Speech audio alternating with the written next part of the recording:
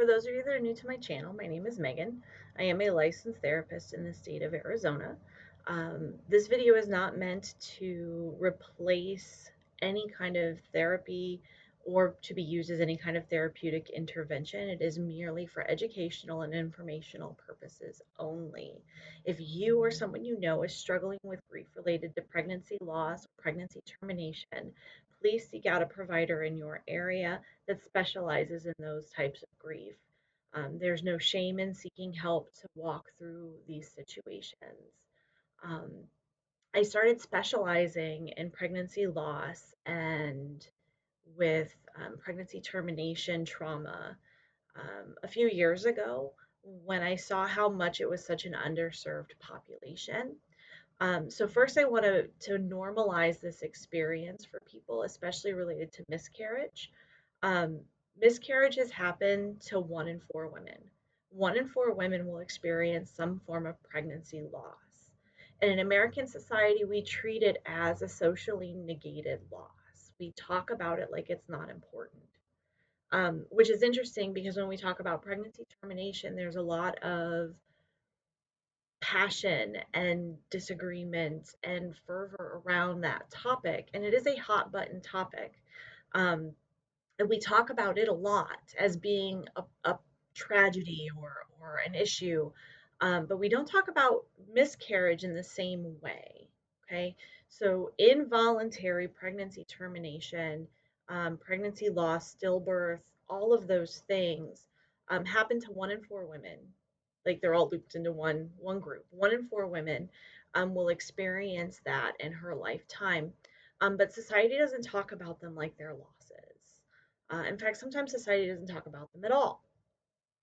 Um, they create a sense of isolation for women in a culture that emphasizes motherhood.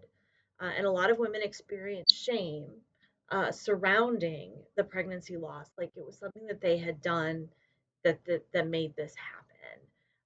And the majority of the time, there is nothing that happened that created this situation in the first place, or it was completely unpreventable, right? That's how this works, especially first trimester miscarriage. Okay. So when I treat a woman who is experiencing miscarriage loss, whether it's current or past, there are things that we talk about to make sure that she has taken care of on the back end, and that's some of the concerns for physical health. So we look at the time frame during the loss of the pregnancy, because sometimes a miscarriage can last for a month. Sometimes it can last longer if there are tissues that still need to be passed.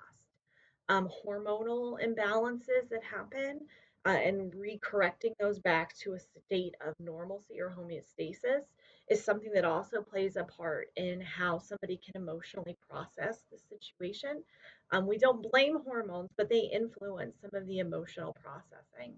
We make sure that there's no infection or lingering infection that could be creating other problems for the woman. And then we also talk about if this is a symptom of infertility, um, because infertility is a physical ailment that has a lot of psychological components to it and a lot of grief. There is a lot of grief around this, especially in a society that emphasizes motherhood and that being a part of the female experience. Um, Again, I've talked about some of the self blame that comes up in the shame, and if I'd only done this or if I hadn't done that. And a lot of that is just trying to make sense of something that's not logical. It's a grief process, right? And if you're not familiar with the 5 stages of grief, they look like denial or numbness, acceptance, bargaining, anger, and sadness, and not necessarily in that order and not necessarily in a linear fashion. Sometimes you'll bounce in between the different emotions, and sometimes they'll become cyclical, sometimes they'll come back up, sometimes they'll be extenuated depending on the situation and the type of loss, right? But we also know that we experience grieving processes around things other than just the loss of a person. We experience grieving around losses of situation. We also experience grieving around loss of identity. And with a miscarriage, a woman's identity of a mother is something that sometimes gets lost for her during this process, especially if she doesn't have any children already. She's been trying for a very long time and struggling with some infertility, or she always dreamed about being a mother and what pregnancy would look like for her. And then the pregnancy loss kind of shatters that. Okay. The longer the pregnancy, the more intense the grieving process because there's a longer connection that has happened, which is what happens when a child is in utero. There's a connection that's formed, a bond that's formed between mother and child. But what's interesting is that the grief is not just more intense for the mother the longer the pregnancy. The grief is more intense also for the father. And men get lost a lot when we talk about pregnancy loss and the grieving process inherent for them. Because there's this old wives' tale type saying that women become mothers the minute they conceive, and men don't become fathers until the baby is born. That's not accurate. Okay, that's not accurate. In some situations, that might be how this works for people, but the reality is that fathers are impacted by pregnancy loss just as much as the mothers are, and we need to be caring for them as well in these situations and taking them into account. It might not have been their body, but they lost that child. They lost the future they were imagining. They lost all that planning. They lost a fatherhood identity, and we need to honor that for them if they're involved, right? The other thing that comes into play and makes it very difficult for women to process this grieving process is the discomfort of others around the situation. And in the grieving process, people tend to say some very unhelpful things in general. Okay. We don't know how to deal with the complexity of grief emotions. And so we say things that we think sound comforting and helpful, but a lot of times just aren't, and they're kind of invalidating. One of the things that women who've miscarried will frequently hear is from other women who've had miscarriages, they'll say, "Oh, don't worry, I'll get pregnant again soon," and or "I had my son right after I had my miscarriage," and those kind of things. And that's amazing that that's that woman's experience of this situation, but that's not every woman's experience of this situation. And in fact, some women have multiple miscarriages before they're able to conceive and carry to term. Some women never experience a full term pregnancy. Some women never experience what it's like to actually be able to carry their own child if that's what they want. And so we need to be very mindful that when we are helping somebody through a grieving process, we ask them how they're feeling. We ask them what they need from us. We provide practical support. So sometimes for people that looks like doing their laundry, cleaning their house, just sitting with them in their pain, right? Sometimes we don't have to say anything. We just need to sit there in their pain with them and allow them to feel what they're feeling and tell them that what they're feeling is valid and it's okay to feel it, not to get over it, not to look at the bright side, not everything happens for a reason. Just let them have their pain, okay? Because we don't know what is going on for them, and sometimes people have different spiritual ideas, so like those identities kind of clash a little bit. And it's okay to just sit there and let them tell you about their experience, and you don't have to make it better for them. Okay. And if you yourself are walking through these grieving processes, it's okay to feel what you're feeling. It's okay to be angry. It's okay to be sad. It's okay to walk through the feelings of grief. It's okay to be bittersweet when a friend comes up pregnant, or you got pregnant at the same time as somebody else and you were looking forward to having your kids together. And if you're not going to have that experience, you can still be happy for your friends or the other person in your life and sad for yourself at the same time. Those two feelings can coexist, I promise. And it doesn't feel comfortable, and it definitely doesn't feel like it's right, but if that's what you're feeling, honor that. Honor that experience for you and let yourself feel what you're feeling, because if you feel like you've walked through a loss, then it's a loss for you. Okay. I'm going to talk about a hot button issue right now, and I get it; it's controversial, but the reality is that there are women who terminate their pregnancies, and sometimes we aren't as good about caring for them in the process of that, especially afterwards, because women who terminate pregnancy will often experience a feeling of grief and loss along with it, and we need to be able to help them experience that outside of the stigma and shame that comes with pregnancy termination. Okay. It's often referred to as the unspeakable loss because it is so controversial and people have a lot of feelings about it and judgment about that choice and that decision, and it makes it very difficult for people to share, which is why I open up my specialty to women who've experienced this, because if you're walking through this and you're struggling to walk through this, then you need to have a safe space to do that. And in a therapist's office, there should not be shame or judgment or any of that thrown upon somebody's medical decisions in that arena. Okay. It's very common that a woman who has terminated a pregnancy experiences grief and sometimes relief along with that grief, especially if there has been trauma around the conception, trauma around the medical procedure, if you had to walk through protesters in order to get into your clinic, if the father dipped out as soon as he found out, if it's a child conceived out of non consensual means, if it's something that you totally regret your behavior, those kind of things. Um, those situations require processing just as much as this type of a loss. Okay. Um, and sometimes with pregnancy termination, there's a delayed grieving process. And people will put off feeling those feelings because they don't recognize it as a loss until later in their life, or as something that, like, oh, yeah, I never did allow myself to feel those feelings. The numbness and acceptance around pregnancy termination can sometimes last a really long time until the other stuff may come crashing in, right?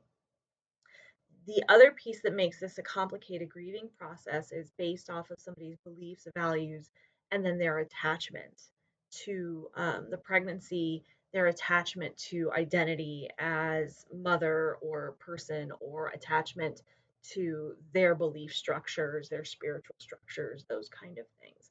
That all plays a part in some of the grieving process for women who experience pregnancy termination.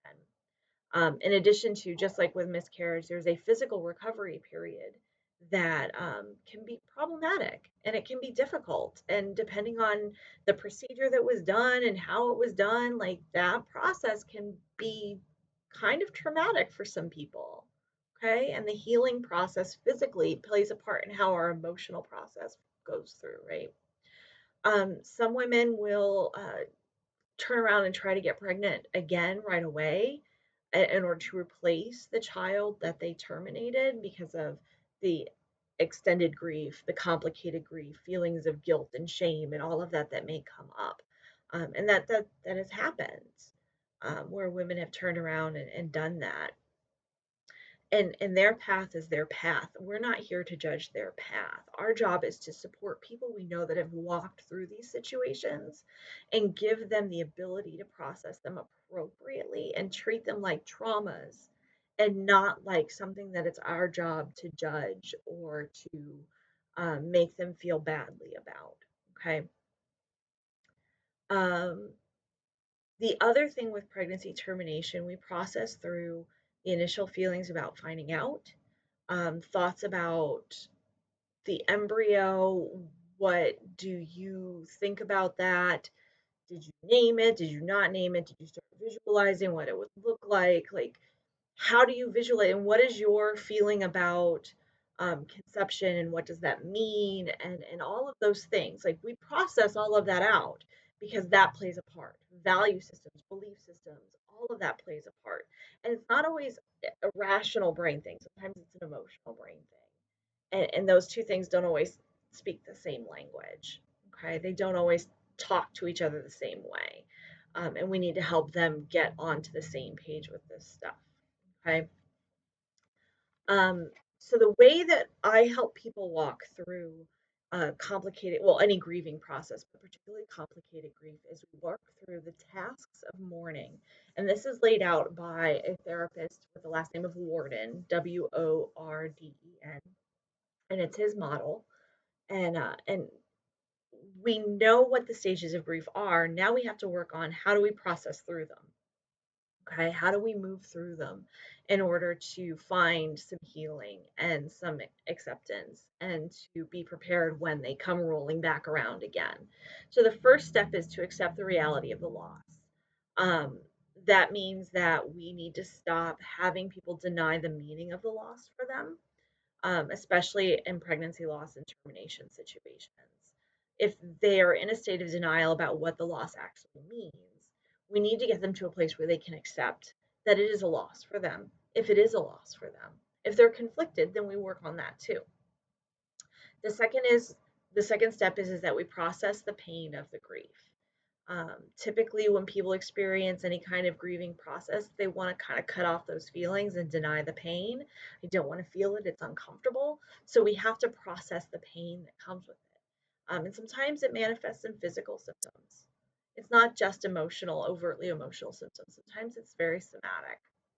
The third task of mourning is to adjust to a world without the deceased. So there are external adjustments.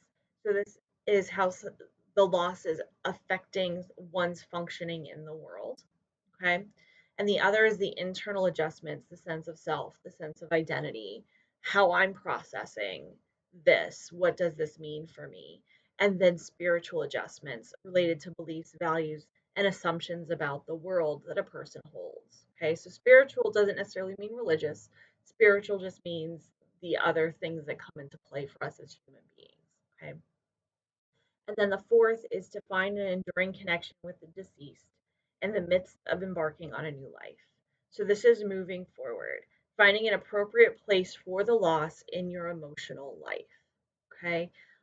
Sometimes we do traditional grief rituals around miscarriage and pregnancy termination, balloon releases, letter writing, naming it, having a self care day on the due date, those kind of things. We look for ways to create ritual like we would with a traditional loss. Okay. Again, this video isn't meant to take the place of doing the work. It's just some things to think about and to normalize this experience for women and men who may be walking through these situations with their partner or with a woman that they are experiencing a pregnancy loss with. Doesn't necessarily have to be a partner, right? It can just be somebody that you're walking through this with. Um, the long and short of it is that we need to do better at supporting people who are walking through these types of losses. Seeking out a therapist who specializes in pregnancy loss and grief is huge. And at least allowing yourself to view it in terms of a loss or a traumatic event or something significant and not feeling like you can't acknowledge it and move through it in a way that feels meaningful and healing for you. Because that's what this is about, is finding a place where you can feel like you have done the work of healing in the process and knowing that it's okay if it cycles back around and smacks you between the eyes again, because sometimes that happens. As always, I'm available for questions. If you want to reach out, you can contact me here on this page through comments, and I can leave you my email and you can contact me. And I'm more than willing to help those who I can help. Feel free to share this video with anyone that you think might find it helpful. And just know that no matter what, if this is something you are experiencing, you're not alone. And that it's okay to feel what you're feeling, and your feelings are valid. You are worthy.